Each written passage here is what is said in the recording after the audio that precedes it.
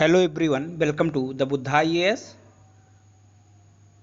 संविधान की सीरीज में ये हमारा पहला वीडियो है और इस सीरीज के पहले वीडियो में हम आज डिस्कशन करेंगे अपने संविधान की उद्देशिका या प्रस्तावना के बारे में।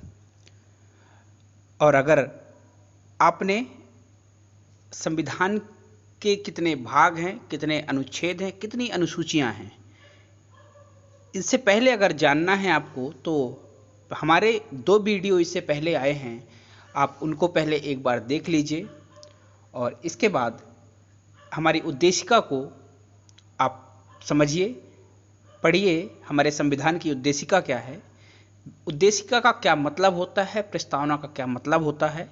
आज हम इन सारी चीज़ों पे बात करेंगे और देखेंगे कि संविधान का निर्माण कैसे शुरू हुआ, उद्देशिका में हमारे किन लक्ष्यों को स्वीकार किया गया है, किन लक्ष्यों का वर्णन है, उद्देश्यों क्या उद्देश्य हैं, आदर्शों का कुछ वर्णन है, शासन का स्वरूप कैसा होना चाहिए और हमारी संविधान में किन किन शब्दों का उल्लेख किया गया है और उन शब्दों का मतलब क्या होता है। जैसे समाजवाद का शब्द का उल्लेख मिलता है और ऐसे बहुत सारे शब्द हैं कि हमारे संविधान के बारे में किसने क्या कहा है। पंथ निरपेक्ष का मतलब क्या है, लोकतंत्रात्मक गणराज्य का मतलब क्या होता है, संपूर्ण प्रभुत्व संपन्न का मतलब क्या है। इन सारे विषयों पर हम आज चर्चा करेंगे। अगर दोस्तों आपने सब्सक्राइब नहीं किया है तो आप चैनल को सब्सक्राइब करिए प्लीज़ और बेल आइकन को प्रेस करिए। टाइम नहीं लगेगा, 1 सेकंड में आपको सब्सक्राइब करना है, तुरंत सब्सक्राइब करिए। मेरी भी मदद करिए आप कुछ, ताकि मैं आपको ऐसे ही वीडियो लाता रहूं और आपके एग्ज़ाम में मेरा भी कुछ योगदान हो, आपकी सफलता में मेरा भी कुछ योगदान हो। सफलता तो आपको, सफलता के रास्तों को आपको खुद तय करना है और अगर आपको कहीं से मदद मिलती है तो आप उनको स्वीकार करिए। मेरी आपसे रिक्वेस्ट है कि आप सब्सक्राइब करिए, शेयर करिए, ताकि आपके दोस्त भी इसका लाभ ले सकें। तो हम आज सबसे पहले बात करें कि संविधान का निर्माण कैसे शुरू हुआ। और अगर आप मुझसे जुड़ना चाहते हैं, इस सब का PDF आपको चाहिए, तो आप मुझसे टेलीग्राम में हमारा चैनल ज्वाइन कर सकते हैं। और आपके कोई प्रश्न है और उनका आप जवाब मुझसे चाहते हैं, मुझसे कोई शिकायत है, तो आप मुझे टेलीग्राम पे इंस्टाग्राम पे आप मुझे मैसेज कर सकते हैं। तो अब बात करें अगर हम अपने संविधान के बारे में कि संविधान का निर्माण कैसे शुरू हुआ। कि भारत में जो संविधान सभा की मांग है, ये एक प्रकार से राष्ट्रीय स्वतंत्रता की मांग थी, क्योंकि राष्ट्रीय स्वतंत्रता का यह स्वाभाविक अर्थ था कि भारत के लोग स्वयं अपने राजनीतिक भविष्य का निर्माण करें। इसका सबसे सर्वप्रथम दर्शन कहाँ मिलता है संविधान सभा का, तो 1895 में स्वराज विधेयक, जो कि लोकमान्य बाल गंगाधर तिलक के निर्देश में तैयार किया गया था, वहाँ सबसे पहले सिद्धांत का उल्लेख मिलता है। गांधी जी ने 1922 में यानी 1922 में स्वराज का अर्थ बताया और यह संकेत किया कि भारत के लिए भारतीय ही संविधान बनाएंगे। मतलब जो भारत का संविधान होगा वो भारतीयों के द्वारा ही बनाया जाएगा, भारत के द्वारा ही बनाएंगे। और 1924 में पंडित मोतीलाल नेहरू ने ब्रिटिश सरकार के सामने संविधान की और संविधान सभा के निर्माण की मांग प्रस्तुत की, किंतु उस समय सरकार की ओर से इस पर ध्यान नहीं दिया गया था। और इसके बाद औपचारिक रूप से संविधान सभा के विचार का प्रतिपादन M.N. राय के द्वारा किया गया और उनके विचार को लोकप्रिय एवं मूर्त रूप देने का कार्य जवाहरलाल नेहरू ने किया, क्योंकि जवाहरलाल नेहरू ने, आपको पता होगा कि संविधान सभा की 3री बैठक में उद्देश्य प्रस्ताव पेश किया था। संविधान सभा की 3री बैठक कब हुई थी, आपके एग्जाम के पॉइंट ऑफ व्यू से बहुत महत्वपूर्ण है। पहली बैठक हुई थी 9 दिसंबर 1946, दूसरी हुई थी 11 दिसंबर और तीसरी हुई थी 13 दिसंबर 1946 को। और नेहरू के द्वारा पेश किया गया उद्देश्य प्रस्ताव ही हमारी उद्देशिका बना। तो इसमें अभी हम आगे चर्चा करेंगे, इससे पहले कुछ चीज़ों को और देखते हैं। इसके बाद पंडित नेहरू के प्रयासों से, प्रयत्नों से कांग्रेस ने औपचारिक रूप से घोषणा की कि यदि भारत को आत्मनिर्णय का अवसर मिलता है तो भारत के सभी विचारों के लोगों की एक प्रतिनिधि सभा बुलाई जानी चाहिए और सर्वसम्मति से संविधान का निर्माण कर सकें। ऐसी सभा बुलाएं, यही संविधान सभा होगी। और 1929 में लाहौर में अधिवेशन हुआ था कांग्रेस का, वहां पूर्ण स्वराज का प्रस्ताव पारित किया गया। कब किया गया दोस्तों? 1929 में लाहौर कांग्रेस के अधिवेशन में, लाहौर कांग्रेस अधिवेशन में जो प्रस्ताव पारित किया गया, पूर्ण स्वराज का प्रस्ताव पारित किया गया था। और सर्वप्रथम 1934 में संविधान सभा के निर्माण की मांग की गई। स्वराज पार्टी ने 1934 में तथा कांग्रेस ने 1937 में जो फैजपुर में अधिवेशन हुआ था, फैजपुर बंगाल में है, इस मांग को स्वीकार किया गया। और 1939 में त्रिपुरी अधिवेशन हुआ था। त्रिपुरी दोस्तों मध्य प्रदेश में है। इस मांग को वहां दोहराया गया और इस आशय का प्रस्ताव पारित किया गया कि एक स्वतंत्र देश में संविधान निर्माण का एकमात्र तरीका संविधान सभा होगी। कि जो देश हमारा स्वतंत्र होगा उसके संविधान का निर्माण कैसे किया जाएगा? कि संविधान सभा के द्वारा ही किया जाएगा। सिर्फ प्रजातंत्र और स्वतंत्रता में विश्वास न रखने वाले ही इसका विरोध कर सकते हैं। बहुत सारी चीजें थी इसमें। यद्यपि ब्रिटिश सरकार भारतीय जनता की संविधान सभा की मांग को स्पष्ट स्वीकार करने के पक्ष में नहीं थी। आप जानते हैं, बखूबी जानते हैं कि ब्रिटिशर्स की रणनीति क्या होती थी भारत को लेकर। जब सेकेंड वर्ल्ड वॉर हुआ तो उसकी आवश्यकताओं और राष्ट्रीय तथा अंतर्राष्ट्रीय शक्तियों ने उसे ऐसा करने के लिए विवश कर दिया कि मजबूरी में उसको स्वीकार करना पड़ेगा। 9 दिसंबर 1946 को मैंने बताया कि संविधान सभा की पहली बैठक हुई और मुस्लिम लीग के सदस्यों द्वारा इस बैठक का बहिष्कार किया गया था। 9 दिसंबर 1946 मुस्लिम लीग ने बहिष्कार किया था। और मुस्लिम लीग के संस्थापक, मुस्लिम लीग की स्थापना 1906 में हुई थी। आगा खां और सलीमुल्लाह के प्रयासों से इसकी स्थापना की गई थी। इसके बाद 11 दिसंबर को बैठक में राजेंद्र प्रसाद को सभा का स्थायी अध्यक्ष चुना गया और अंत तक अध्यक्ष बने थे। BN राव जो संविधान सभा के संवैधानिक सलाहकार के पद पर नियुक्त किए गए। इसके बाद जब 13 दिसंबर की बात आती है तो नेहरू ने अपना उद्देश्य प्रस्ताव पेश किया, यानी संविधान निर्माण की कह सकते हैं आधारशिला रखी। और फाइनली जाकर अभी आगे जब हम बात करेंगे कि कब स्वीकार किया गया था, तो ये 22 जनवरी को और 22 जनवरी 1947 को इनका उद्देश्य प्रस्ताव स्वीकार किया गया। इन्हीं के उद्देश्य प्रस्ताव से इसका नाम उद्देशिका पड़ा है। उद्देशिका इंग्लिश वर्जन देखें तो इसको हम प्रीएम्बल कहेंगे और हम प्रस्तावना भी देखते हैं कि प्रस्तावना क्या होना चाहिए। बेसिकली अगर इसका सही शब्द देखें तो इसका नाम उद्देशिका बहुत बेहतर समझ आता है। आगे की राय क्या थी?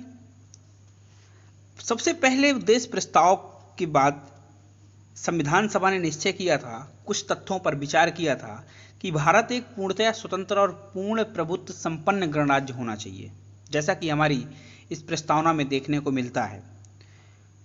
इस समय ब्रिटिश भारत कहे जाने वाले क्षेत्र, भारतीय रियासतों में आने वाले क्षेत्र और ब्रिटिश भारत तथा रियासतों के बाहर के ऐसे अन्य क्षेत्र जो स्वतंत्र प्रभुत्व संपन्न भारत में सम्मिलित होना चाहते हैं, सब मिलकर एक संघ कहलाएंगे। ये विचार था संविधान सभा के सदस्यों का। जब संविधान बनना शुरू हुआ था तो सबसे पहले बात की गई थी किन किन मुद्दों पर बात करनी है, तभी तो हमारा संविधान का स्ट्रक्चर तैयार होगा। क्योंकि इसकी संकल्पना तो हमने यूएसए से ली थी, अमेरिका के संविधान से इसकी संकल्पना ली गई थी। तो देखते हैं कि फिर कुछ क्षेत्र अपनी वर्तमान सीमाओं सहित संविधान सभा द्वारा निर्धारित की गई सीमा में या भविष्य में निर्धारित व परिवर्तित सीमा में एक स्वायत्त इकाई होंगे, जो इकाइयों को अवशिष्ट अधिकार प्राप्त होंगे। इसके बाद भारतीय संघ, उसकी इकाइयों तथा सरकार एवं सरकार के अंगों की स्वतंत्रता तथा प्रभुत्व संपन्नता का समस्त स्रोत भारत की जनता होगी। जैसा कि मैं आपको अगर प्रस्तावना पढ़ के बताऊं तो इसमें लिखा कि हम भारत के लोग भारत को एक संपूर्ण प्रभुत्व संपन्न समाजवादी पंथनिरपेक्ष लोकतंत्रात्मक गणराज्य बनाने के लिए तथा उसके समस्त नागरिकों को, इसमें से आपको 3 प्रकार का न्याय, 5 प्रकार की स्वतंत्रता, 2 प्रकार की समानता की बात की गई है। सामाजिक, आर्थिक और राजनीतिक न्याय, विचार, अभिव्यक्ति, विश्वास, धर्म और उपासना की स्वतंत्रता, प्रतिष्ठा और अवसर की समता। समता का मतलब अगर इंग्लिश वर्जन देखें तो यहाँ इक्वलिटी आता है। अब आपको लगेगा कि ये हिंदी और इंग्लिश, क्या संविधान बनना शुरू हुआ था तो हिंदी में बना था, इंग्लिश में? सर्वमान्य हमारा इंग्लिश वर्जन है। क्यों? क्योंकि हमारे जो सदस्य थे वो दक्षिण भारतीय भी थे, बहुत सारे सदस्य जिनको हिंदी नहीं आती थी, तो इसलिए इंग्लिश में डिस्कशन और इंग्लिश में संविधान को बनाना पड़ा। तो कोई भी वर्ड हमें अगर समता की बात करें तो समता मतलब इक्वलिटी मिलता है। समता मतलब इक्वलिटी, यानी समानता या समानता एक ही वर्ड है, तथा उन सब में व्यक्ति की गरिमा और राष्ट्र की एकता और अखंडता सुनिश्चित करने वाली बंधुता बढ़ाने के लिए दृढ़ संकल्प होकर अपने इस संविधान सभा में आज तारीख 26 नवंबर 1949 ईस्वी मिति मार्गशीर्ष शुक्ल सप्तमी संवत 2006 विक्रमी को एतद इस संविधान को अंगीकृत, अधिनियमित और आत्मर्पित करते हैं। यहां पे एक बात आपको समझ आनी चाहिए कि हम भारत के लोग, मैं आगे थोड़ा सा भी आपको यहां एक तरफ लेके जाऊंगा कि केसी व्हीलर ने क्या कहा है, केसी वियर ने क्या कहा है, विंस्टन चर्चिल ने सब प्रस्तावना के बारे में क्या कहा है। आपका ध्यान थोड़ा सा मैं आकर्षित करूंगा इन चीजों में अपनी इस बात को खत्म करने के बाद, कि हम भारत के लोग हैं जो भारत को एक कैसा संपूर्ण प्रभुत्व संपन्न समाजवादी पंथ निरपेक्ष। अभी डिस्कशन करेंगे हम इन शब्दों के बारे में कि पंथ निरपेक्ष और धर्म निरपेक्ष में क्या अंतर है। हमारा जो ये पंथ निरपेक्ष भारत है कि धर्म निरपेक्ष भारत है, समाजवाद का क्या मतलब है, और हमारे इस प्रियम्बल का सोर्स क्या होगा। अब आपको पता होगा कि पॉपुलर सॉवरेनिटी यानी लोक प्रभुता हमारे इस संविधान का, हमारी संविधान प्रस्तावना का सोर्स है। लोग हैं, हम भारत के लोग यानी पीपल हैं। हमारे इसका नेचर क्या है, कैसा होगा, इन सारी चीजों का उल्लेख हमारी इस प्रस्तावना से मिलता है। इससे पहले हम इसको कुछ चीजों को समझ लेते हैं कि बहुत सारी ऐसी चीजें हैं जिनका संबंध सीधे एग्जाम से है, यानी प्रियम्बल का, मैं कहना चाहता हूं कि हमारी प्रस्तावना का, उद्देशिका का संबंध सीधे एग्जाम से क्वेश्चन एग्जाम में पूछे जाते हैं। कैसे? डायरेक्ट क्वेश्चन आया है कि कितने प्रकार का न्याय, कितने प्रकार की स्वतंत्रता और कितने प्रकार की समानता की बात करता है हमारा उद्देशिका, हमारी प्रस्तावना, हमारा प्रियम्बल। और मुझे लगता है कुछ सालों में यह प्रश्न भी पूछेगा। यह प्रश्न तो पूछ चुका है, ये 26 नवंबर 1949 की इस तारीख पूछी गई थी, लेकिन मुझे लगता है कि जो हिंदी कैलेंडर के अनुसार भी इसका डेट पूछा जा सकता है। मार्गशीर्ष यानी माघ का महीना की बात कर रहा है, शुक्ल सप्तमी संवत 2006, ये भी एग्जाम में पूछा जाएगा। हमारी प्रस्तावना का उद्देशिका का सोर्स कह सकते हैं कि पॉपुलर सॉवरेनिटी यानी लोक प्रभुता है। इसका नेचर कैसा होगा, sovereign, socialist, secular, democratic, Republic. Purpose क्या है, इसका उद्देश्य क्या था, justice, liberty, equality, dignity of individual, unity, integrity, ये हमारी प्रस्तावना का उद्देश्य था। आपको एक बात बता दूं कि विंस्टन चर्चिल ने कहा था हमारी प्रस्तावना के बारे में कि भारतीय संविधान सभा को, हमारी जो संविधान सभा बनी थी, ब्राह्मणों की सभा कहा था। ये एक अच्छी बात नहीं थी। क्यों? क्योंकि एक अंबेडकर साहब एक दलित परिवार से आते हुए जिनको दारोमदार दिया गया, प्रारूप समिति का अध्यक्ष बनाया गया, बहुत सारे लोग ऐसे में थे कि नहीं कह सकते कि ये ब्राह्मणों की सभा थी। केसी वियर ने क्या कहा था कि भारत के संविधान की प्रस्तावना के बारे में कि लोक प्रभुता एक भ्रम है, क्योंकि जब हम इसका डिस्क्रिप्शन देखते हैं तो एक आपको मिलता है कि पॉपुलर सॉवरेनिटी,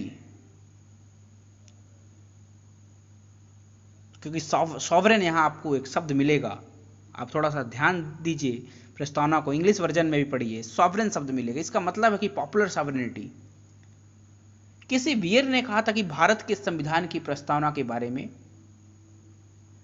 लोक प्रभुता एक भ्रम है, यह धनी और शिक्षित वर्गों की सभा है। यह बात तो कहीं कहीं सही निकलती है, बाद में खंडन भी किया गया इसका, और तर्कों के साथ पूर्ण रूप से खंडन किया गया, क्योंकि आपको पता होगा कि संविधान जो बनाया गया था वो संविधान सभा के द्वारा बनाया गया था, संविधान सभा के द्वारा बनाया गया था। और संविधान सभा का निर्वाचन कैसे हुआ था? तो अप्रत्यक्ष निर्वाचन हुआ था, अप्रत्यक्ष निर्वाचन हुआ था। और ये अप्रत्यक्ष निर्वाचन कैसे हुआ था? जो प्रांतीय विधानमंडल के सदस्य थे उन्हीं के द्वारा संविधान सभा के सदस्यों का निर्वाचन अप्रत्यक्ष रूप से किया गया था। प्रत्यक्ष का मतलब कि जनता सीधे वोट नहीं डालेगी, जिस तरह आज आप देखते हैं कि 18+ वाले लोग, कोई भी हो, गरीब अमीर, इससे कोई मतलब नहीं है, इन लोगों को अधिकार है मत देने का। लेकिन जब संविधान सभा चुनाव किया गया था तब प्रांतीय विधानमंडल, जैसे कि आज आप राज्य देखते हैं, राज्य में आपका एमएलए का चुनाव होता है, एमएलए के चुनाव में तो 18+ वाले वोट करते हैं, लेकिन एमएलए किसको चुनता है? जैसे आपके राज्यसभा सदस्य को चुनता है, ऐसे ही हमारी संविधान सभा का चुनाव किया गया था। और ये एमएलए का चुनाव कौन करता था उस समय? अगर मैं कहूं कि प्रांतीय विधानमंडल के सदस्यों का चुनाव कौन करता था, थोड़ा सा आप ध्यान से समझिएगा, विषय बहुत गंभीर है। अगर आप बेसिक चीज समझ जाएंगे तो आपको संविधान से या प्रस्तावना से रिलेटेड अगर कोई भी प्रश्न आएगा तो आपसे छूटेगा नहीं, इतना मैं दावा करता हूं। कि जो प्रांतीय विधानमंडल के सदस्यों का चुनाव किया गया था वो धनी और शिक्षित इसका चुनाव करते थे। ये 18+ वाला वहां मामला नहीं था कि 18 साल से ऊपर वाले वोट करेंगे, यानी धनी और शिक्षित वर्ग के लोग वोट करते थे। और इनके विचार का तर्कपूर्ण खंडन भी किया गया था कि उस समय क्या आवश्यकताएं रही होंगी, क्या कुछ समस्याएं रही होंगी, इस वजह से ये सिस्टम को हमें स्वीकार करना पड़ा। मैं थोड़ा सा आपको इस पीपीटी में पढ़ के बता देता हूं कि हम भारत के लोग, एक बार फिर से आप इसको ध्यान से देखिए और समझिए कि हम भारत के लोग भारत को एक संपूर्ण प्रभुत्व संपन्न, कुछ शब्दों को आपको यहां विशेष रूप से ध्यान देना है जिनका मैं आगे जिक्र करने वाला हूं, कि भारत को एक संपूर्ण प्रभुत्व संपन्न समाजवादी पंथनिरपेक्ष लोकतंत्रात्मक गणराज्य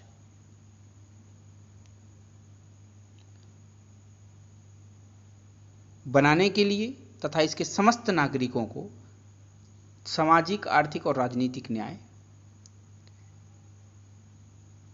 विचार, अभिव्यक्ति, विश्वास, धर्म और उपासना की स्वतंत्रता, यानी 3 प्रकार का न्याय और 5 प्रकार की स्वतंत्रता।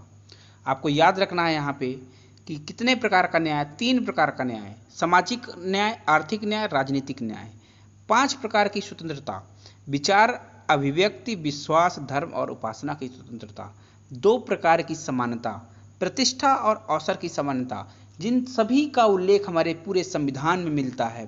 हम अपनी सीरीज में हर एक वीडियो में बात करेंगे, आपको समझाएंगे कहाँ किस शब्द का उल्लेख है, प्रस्तावना से संबंधित कौन सा है, प्राप्त कराने के लिए तथा उन सब में व्यक्ति की गरिमा और राष्ट्र की एकता तथा अखंडता सुनिश्चित करने वाली बंधुता बढ़ाने के लिए दृढ़ संकल्प होकर अपनी संविधान सभा में आज दिनांक 26 नवंबर इस डेट को, मतलब जो भी है, कब करते हैं, क्या करते हैं, कौन करेगा? अंगीकृत करना, अधिनियमित करते हैं और आत्मर्पित करते हैं।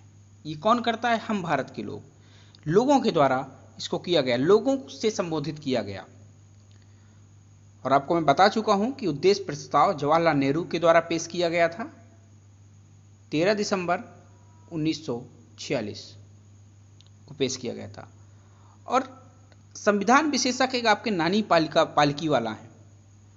उन्होंने संविधान, ये प्रश्न भी पूछा जा चुका है एग्जाम में कि संविधान का परिचय पत्र, प्रस्तावना को संविधान का परिचय पत्र किसने कहा था? तो नानी पालकी वाला ने कहा था। एक एक बात आपको यहां पे नोट करनी है। मतलब क्या हुआ कि हम भारत के लोग का, कि हम भारत के लोग, इसका मतलब है कि भारत एक प्रजातांत्रिक देश है और भारत के लोग ही सर्वोच्च संप्रभु हैं। भारतीय जनता को जो अधिकार मिले हैं वही संविधान का आधार है। अगर हम इस तरह कहें कि भारतीय संविधान भारतीय जनता को समर्पित है तो इसमें कोई बुरा नहीं होगा, क्योंकि एक एक शब्द को यहां पे डिफाइन करके बताया गया है। संप्रभुता, अभी आगे हम बात करेंगे इन शब्दों में।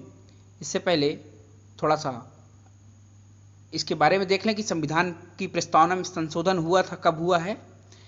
एक बार इसमें संशोधन भी किया गया है। आपको पता होगा कि 1976 में 42वां संविधान संशोधन किया गया था और हमारे संविधान में 3 शब्द जोड़े गए थे: समाजवादी, पंथ निरपेक्ष और अखंडता को जोड़ा गया था। इन 3 शब्दों को जोड़ा गया था और इसमें सुप्रीम कोर्ट के द्वारा व्याख्या भी कई बार की गई है इसमें से समय समय पर कि प्रस्तावना में संशोधन किया जा सकता है या नहीं किया जा सकता। संविधान में प्रस्तावना को तब जोड़ा गया था जब बाकी संविधान पहले ही लागू किया हो गया था। और बेरोबाड़ी यूनियन के मामले में, ये 1960 का मामला है, सुप्रीम कोर्ट ने कहा था कि प्रस्तावना संविधान का हिस्सा नहीं है। हालांकि यह स्वीकार किया गया कि यदि संविधान के किसी भी अनुच्छेद में एक शब्द अस्पष्ट है या उसके एक से अधिक अर्थ होते हैं तो प्रस्तावना को एक मार्गदर्शक सिद्धांत के रूप में इस्तेमाल किया जा सकता है। कैसे? कि अगर कहीं किसी भी शब्द में संविधान के किसी अनुच्छेद में अस्पष्ट रूप से कुछ दिया गया है या समय की जरूरत के हिसाब से वो अस्पष्ट लगता है तो मार्गदर्शक कौन है? हमारी प्रस्तावना है, इसका उपयोग किया जा सकता है। एक मामला और था, आपने सुना हो कि केशवानंद भारती बनाम केरल राज्य 1973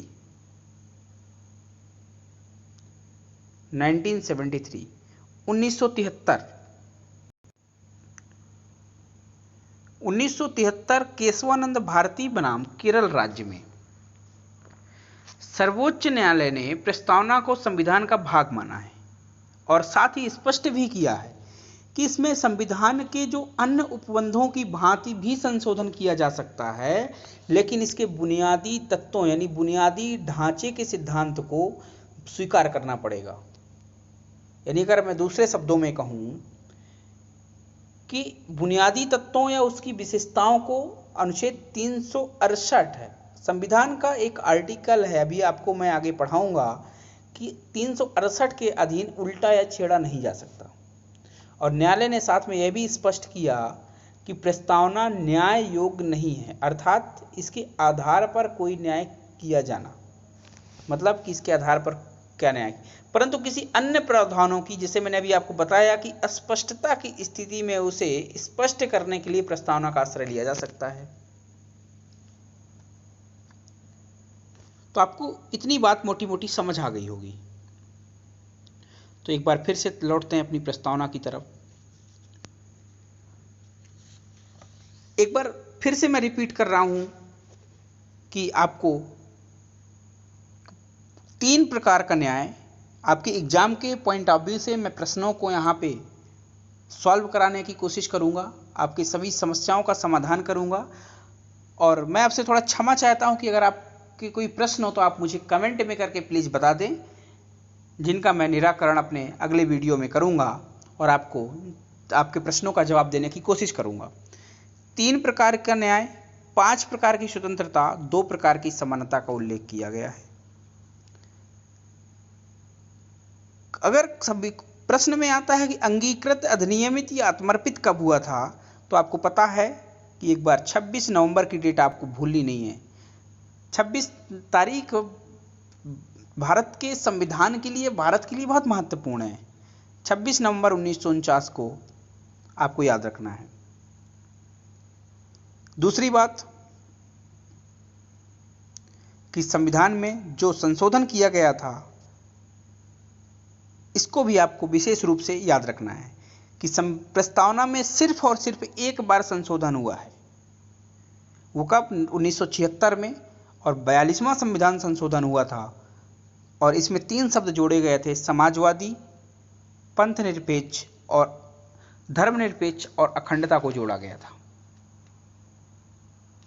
यानी धर्मनिरपेक्ष की बात करें तो यहां पंथनिरपेक्ष शब्द प्रस्तावना में मिलता है, तो ये पंथनिरपेक्ष को जोड़ा गया था। क्यों? क्योंकि प्रभुत्व संपन्न लोकतंत्रात्मक गणतंत्र की जगह, क्योंकि सबसे पहले कौन कौन से शब्द मिलते थे? प्रभुत्व संपन्न लोकतंत्रात्मक गणतंत्र की जगह जोड़ा गया था संपूर्ण प्रभुत्व संपन्न समाजवादी पंथनिरपेक्ष लोकतंत्रात्मक गणराज्य। ये शब्द जोड़े गए थे। राष्ट्र की एकता और अखंडता की जगह, यहां मैं आपको फिर से एक बार रिपीट कर रहा हूं अगर आप समझ नहीं पा रहे हो। पहले संविधान में हमारी प्रस्तावना में मिलते थे प्रभुत्व संपन्न, कुछ शब्द मिलते थे प्रभुत्व संपन्न लोकतंत्रात्मक गणतंत्र। इनकी जगह कुछ शब्द जोड़े गए थे संपूर्ण प्रभुत्व संपन्न समाजवादी पंथनिरपेक्ष लोकतंत्रात्मक गणराज्य। और राष्ट्र की एकता की जगह जोड़ा गया था राष्ट्र की एकता और अखंडता। राष्ट्र की एकता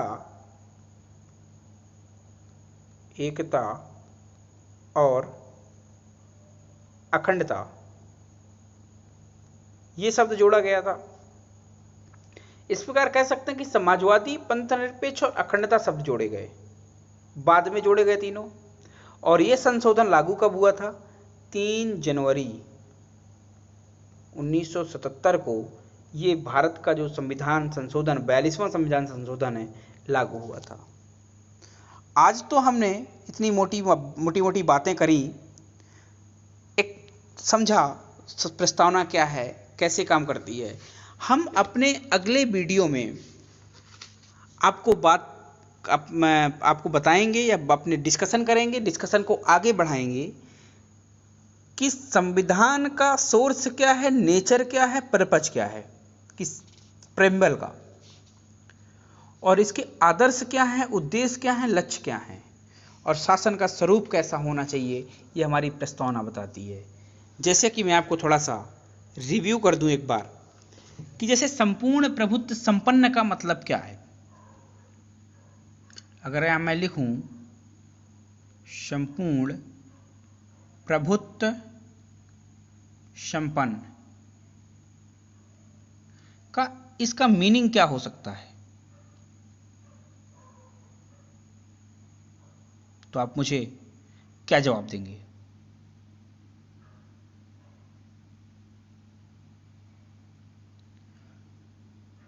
कि इसका मतलब है कि हमारे देश से,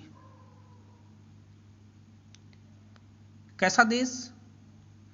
संपूर्ण प्रभुत्व संपन्न देश।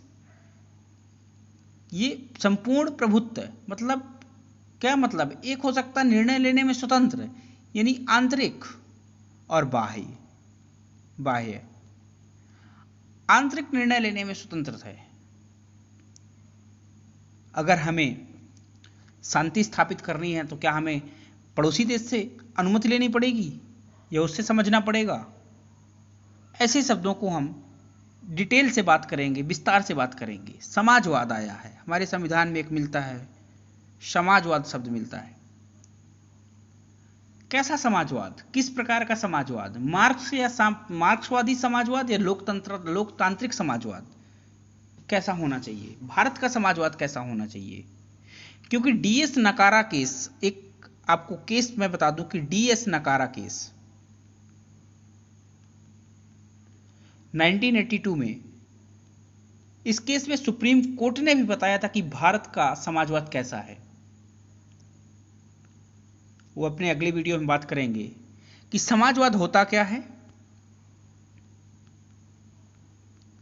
कैसे समाजवाद, भारत का समाजवाद क्या है? उत्पादन के साधन पर समाजीकरण, समानता को महत्व देता है समाजवाद, शोषित वंचित या मजदूर शोषण विहीनता को स्वीकार करता है।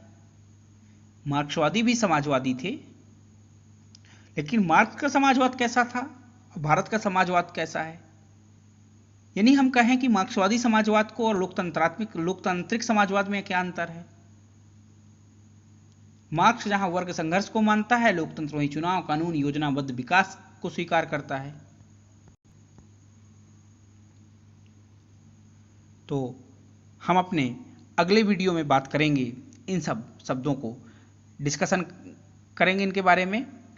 और आप इसको प्लीज़ सब्सक्राइब करिए, देर नहीं लगेगी, आप जितनी जल्दी हो सके आप शेयर भी करिए और लोगों को बताइए, अपने दोस्तों को बताइए कि आपको एक अच्छा कंटेंट मिल रहा है यहाँ पर। शेयर करिए जितना ज़्यादा से ज़्यादा हो सके, मेरी भी मदद करिए। अगर मैं आपके लिए मेहनत कर रहा हूँ तो आपको सब्सक्राइब और शेयर करने में आप कंजूसी मत करिए। तो अब मिलते हैं अपने अगले लेक्चर में। बहुत बहुत धन्यवाद। जय हिंद।